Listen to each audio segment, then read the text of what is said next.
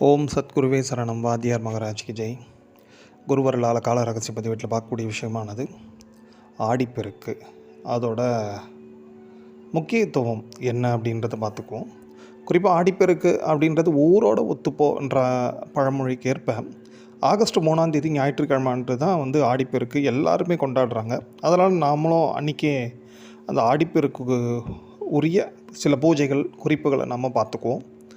அதன்படி நீங்கள் பார்த்துட்டிங்கன்னா ஃபஸ்ட்டு ஆடிப்பெருக்கு அப்படின்னும் போது பெருக்குன்றதே உங்கள் எல்லாருக்கும் தெரிஞ்சிற ஒரு விஷயந்தான். என்னென்னா பெருக்குன்றது மென்மேலும் விருத்தி.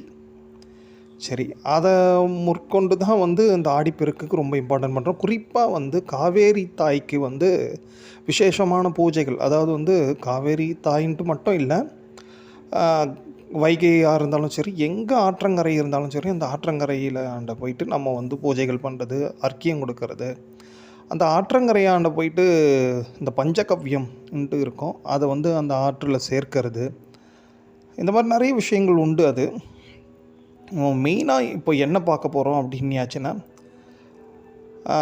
இந்த ஆடிப்பெருக்கு அன்று என்னெல்லாம் பண்ணலாம், ரொம்ப அதிகமாக விசேஷமாகவும் ரொம்ப முக்கியமாகவும் ரொம்ப சிம்பிளாக நம்ம என்ன பார்த்துக்கலாம் ஃபஸ்ட்டு. ஏன்னா மோஸ்ட்லி நம்ம எல்லாருமே அதை டச் பண்ணணும், எல்லாராலையும் செய்ய முடியணும். ஏன்னா நம்ம எல்லாருமே திருச்சியும் அந்த காவேரி கரையோரமாக யாருமே இல்லைல்ல. இந்த சென்னையில் இருக்கிறவங்கலாம் சென்னையை சுற்றி கோபம் தானே ஓடின்னு இருக்கோம். ஸோ இப்போ இவங்கெல்லாம் எந்த ஆற்றங்கரைக்கு போகிறதுன்ற ஒரு பிரச்சனை வேறு இருக்கும் இல்லையா. ஃபஸ்ட்டு நம்ம அந்த ஆற்றங்கரையோரம் இருக்கக்கூடிய, அதாவது காவேரி, வைகை, இந்த மாதிரி கரையோரங்களில் இருக்கக்கூடியவங்களுக்கு நிச்சயமாக நீங்கள் அந்த தீர்த்தக்கரைக்கு போயிட்டு என்னெல்லாம் முடியுமோ தான தர்மங்கள், குறிப்பாக தீபங்களை ஏற்றி அந்த நதியில் விட சொல்கிறார் வாத்தியார். அதுக்கான முயற்சிகளை நிச்சயமாக நீங்கள் பண்ணுறதுக்கு முயற்சி பண்ணலாம். ஃபஸ்ட்டு ஒன்று. நெக்ஸ்ட்டு ஒன்று பார்த்துட்டிங்கன்னா, இந்த பெருக்கு அப்படின்ற ஒரு விஷயமே விருத்தி அப்படின்ற ஒரு மொழியை குறிப்பிடும். விருத்தி மீன்ஸ் அதுவும் உங்கள் எல்லாருக்கும் தெரியும். விருத்தினா அதிகப்படியாக ஆயிண்டே போகிறது அப்படின்ட்டு எடுத்துங்களேன்.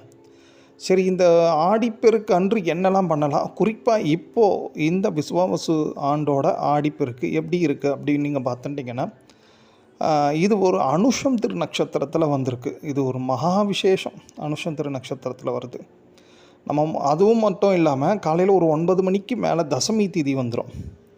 இப்போ நம்ம இந்த ஆடிப்பெருக்கு அன்று எல்லாராலையும் நதிக்கரைக்கு போக முடியாது. அதனால் வீட்டில் இருந்தபடியே என்னெல்லாம் பூஜையெல்லாம் பண்ணிக்கலாம், இந்த ஆடிப்பெருக்கோட சில விசேஷமான அனுக்கிரகங்கள் நாமளும் பெறலாம் அப்படின்ட்டு பார்த்துட்டிங்கன்னா, ஃபஸ்ட்டு ஆரோக்கியம் வெரி இம்பார்ட்டன்ட். ஆரோக்கியத்துக்கு வாத்தியார் என்ன குறிப்பிட்றாருன்னா, இந்த ஆடிப்பெருக்கு அன்று இந்த வேப்பஞ்சேலைன்னு சொல்லுவாங்க. அதாவது உடல் முழுக்க வேப்ப இலையை கட்டிண்டு அம்பாள், எந்த அம்பாளாக இருந்தாலும் சரி தான், அம்பாளை வலம் வருவது எப்பேற்பட்ட வியாதியும் ஓரளவுக்கு குறையும் அப்படின்ற ஒரு விஷயத்தை வாத்தியார் எங்கே குறிப்பிட்டு சொல்கிறாங்க. ரெண்டாவது பார்த்துட்டிங்கன்னா ஆயுள் பெருக்கம். ஏன்னா பெருக்குன்றது ஆரோக்கியம் அதிகப்படியாக நமக்கு இருக்கணும், எந்த விதமான குறையும் ஆரோக்கியத்தில் குறை இருக்கக்கூடாது. ஃபஸ்ட்டு ஒன்று. நெக்ஸ்ட்டு ஒன்று பார்த்துட்டிங்கன்னா, ஆயுளும் விருத்தியாக இருக்கணும். ஆயுள் நிறைய பெருகி இருக்கணும், பரிபூர்ணமான ஆயுள் இருக்கணும் இல்லையா. அதுக்கு என்ன பண்ணலாம் பார்த்துட்டிங்கன்னா, தசமி திதி அன்னைக்கு இருக்குது இந்த ஆடிப்பெருக்கில்.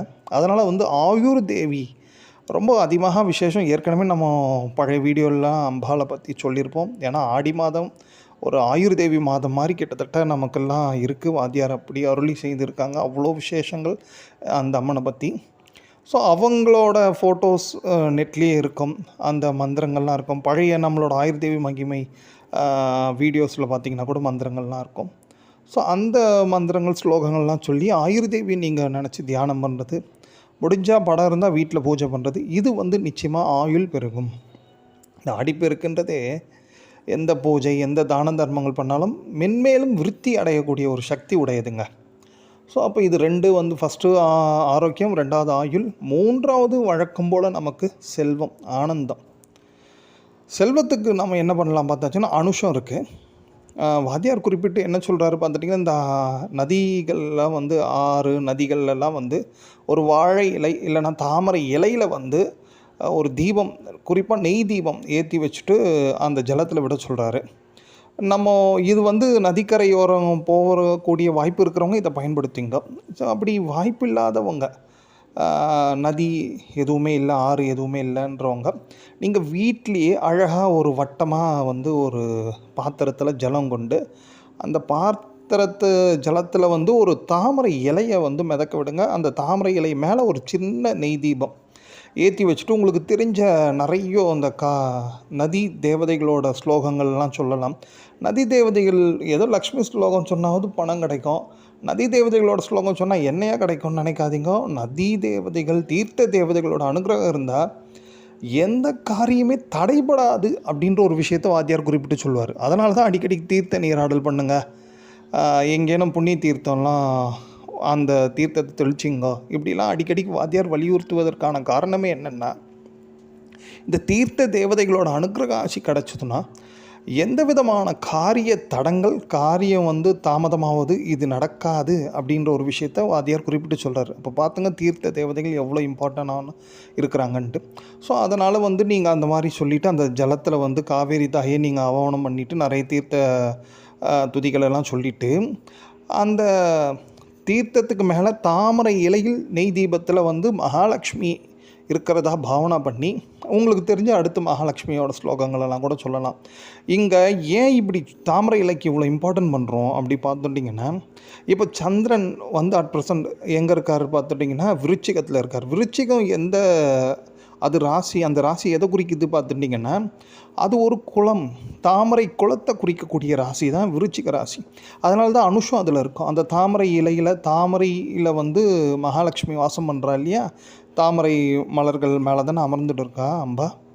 ஸோ அதன்படி நீங்கள் பார்த்துட்டிங்கன்னா அட் ப்ரெசண்ட் அன்றைக்கி அனுஷம் திருநக்ஷத்திரம் இருப்பதனால நம்ம மோஸ்ட்லி தாமரை இலையை யூஸ் பண்ணுறது வந்து நிச்சயமாக மகாலட்சுமியோட அனுகிரகம் கிடைக்கும். மோஸ்ட்லி வந்து இந்த ஆறு நதிக்கரையில் இருக்கிறவங்க நீங்கள் அப்படி பண்ணிக்கலாம் இந்த தாமரை இலையை கொண்டு.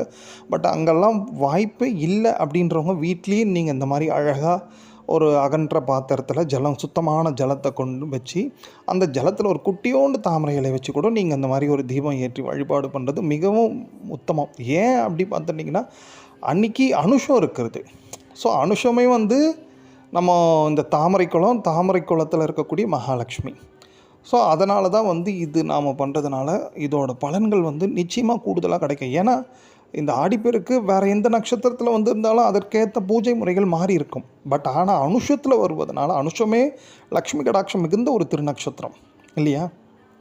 ஸோ அதனால் ஃபஸ்ட்டு ஆரோக்கியத்தை பார்த்தோம், அண்ட் ஆயிலை பார்த்தோம். ஃபைனலாக வந்து இந்த மாதிரி செல்வ விருத்தி, ஆனந்தம், செல்வம் இருந்தால் தானே ஆனந்தம் இருக்கும்.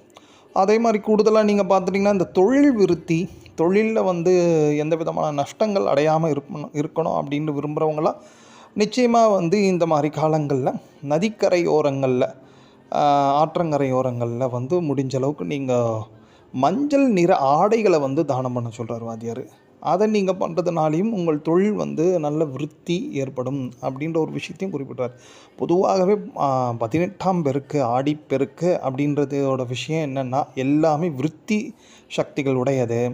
ஸோ நம்ம ஏன் இந்த மாதிரி வந்து ஃபஸ்ட்டு ஆரோக்கியம் அண்ட் ஆயுள் அண்டு செல்வத்தை ஏன் கடைசியாக வச்சோம்னா ஃபஸ்ட்டு நோயற்ற வாழ்வு தான் குறைவற்ற செல்வம். ஸோ அதனால் முதல்ல நம்ம ஆரோக்கியம், தென் ஆயுள் விருத்தி அண்டு செல்வம், இது மூன்றுமே வந்து கிடைக்கணுன்னா இந்த மாதிரி வரக்கூடிய ஒரு அற்புதமான நட்சத்திரத்துக்கு நம்ம சொல்லிட்டோம் மகாலட்சுமிக்குரியது, அந்த தசமி திதி வந்து ஆயுளுக்குரியது, இப்படி எல்லாத்தையும் பிரித்து உங்களுக்கு சொல்லியிருக்கிறதுனால நீங்கள் அதை முறையாக அழகாக பண்ணிட்டீங்கன்னா நம்ம ரொம்ப தொலைவு போக முடியலனாலும் வீட்டில் இருந்தபடியே நீங்கள் அந்த பூஜைகள் எல்லாம் மேற்கொண்டிங்கன்னா ஆடிப்பெருக்கோட உன்னதமான அனுக்கிரகம் நம்ம எல்லாருக்கும் உண்டு. குறிப்பாக இந்த ஆடிப்பெருக்கு அன்று ஒரு 18 ரிஷிகள் இருக்காங்க, சித்தர்கள். அவங்களோட பேரையும் டிஸ்பிளே பண்ணுறோம். அவங்கள மனசில் நினைங்க. தர்ப்பணம் பண்ணுறவங்களாம் அவங்களுக்கு வந்து அர்க்கியம் கொடுங்க. இதுவும் ஒரு மகத்தான ஒரு புண்ணிய காரியம். ஓம்.